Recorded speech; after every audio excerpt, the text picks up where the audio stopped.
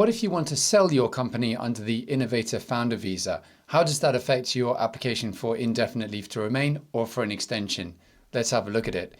So basically there are risks arising, but they can be mitigated. Really, selling the company is like the ultimate validation that you had a successful business. But as I say, it doesn't fit entirely with the rules, or the rules don't expressly contemplate the scenario or set out how to deal with it, and it's not covered in the guidance. Basically, the provision you need to have a look at is that the business appears to be sustainable for at least the following 12 months based on its assets and expected income, weighted against its current and planned expenses. So in a scenario where there's going to be an acquisition and your company's basically going to either be dissolved or stripped of its assets, then that may not be difficult to reconcile, or sorry, may be difficult to reconcile with that provision. If, on the other hand, the acquisition is not going to take place for some time, or for at least 12 months, then that's something to be taken into account.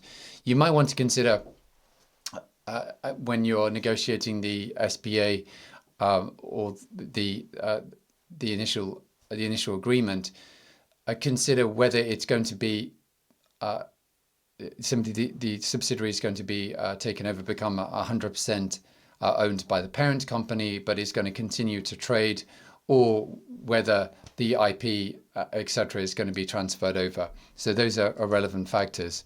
You'd also need to show that you are a director, and you're going to be a director at the point that you apply for indefinite leave to remain. So if you're going to be exited from the business as part of the agreement, then or demoted to just being an employee, non-director employee, then that's to be taken into account. The business plan may have itself anticipated a sale, so that's something to be taken into account. Of course, they'll be judging you against the achievements or the milestones that you set out in your business plan, and it could be that one of those milestones is an intended sale.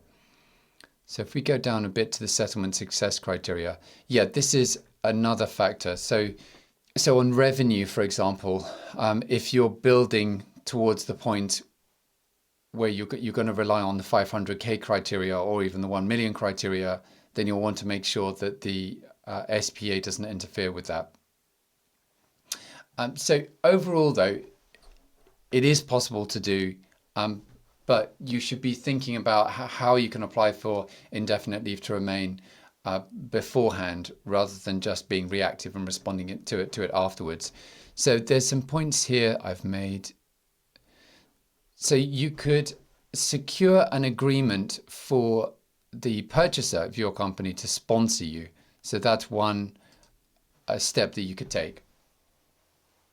In other words, the agreement could be that if needed, the acquiring company would sponsor you. Now that's assuming they've got a sponsor license, or the agreement could contemplate that and state that they would apply for a sponsor license and take all reasonable endeavors to secure a sponsor license and then to sponsor you.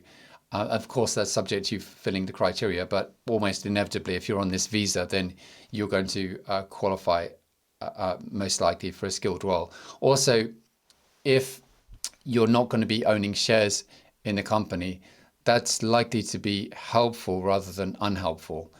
As I've said before, with this idea of self-sponsorship, really the less shares you own in the sponsoring entity, the less of a perceived conflict of interest there is, or less of a perception that the role has been orchestrated for purely immigration purposes.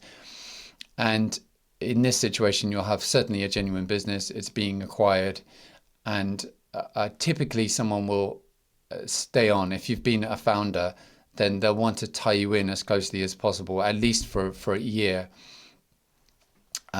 effectively to restrain you from setting up a competing business, and to often to guide the business through the next stage of growth. So that's something you could do. You could have that agreement in place, and that could be part of the SPA potentially. The next point is is this point I've mentioned about the subsidiary not being stripped of assets and IP, or if that's going to take place, then the time frame of which that takes place. In other words, is that process going to conclude after year 4? Because when you apply for ILR, they're looking ahead to year 4 and confirming that you're going to be continue to be successful during year 4, essentially, and you're not going to go insolvent, and the company is not going to be dissolved in that period. So the other points I've made here are that you'd continue trading under the same brand. And if you switch up brand and it's subsumed within another company identity, that could be a bit confusing when it comes to apply for indefinite leave to remain. And I've said here that you should continue as a director. And it would also be sensible to line up the endorsing body. Increasingly, the endorsing body itself isn't determinative in giving its endorsement. In other words, the Home Office is taking its own view of the matter, whatever the endorsing body says. So the endorsement stage for ILR is really just a filter. It's a necessary prerequisite for you to apply for indefinite leave to remain, but the Home Office will definitely take its own view. I've updated my Innovator Visa checklist for applicants to include the kinds of questions that are asked by the Home Office at different stages, including after you're endorsed for ILR. So you can check that out on the link below. Feel free to get in touch with me if you do need support. I have a consultation service, and you can book a time with me using the link below. Thanks. Bye for now.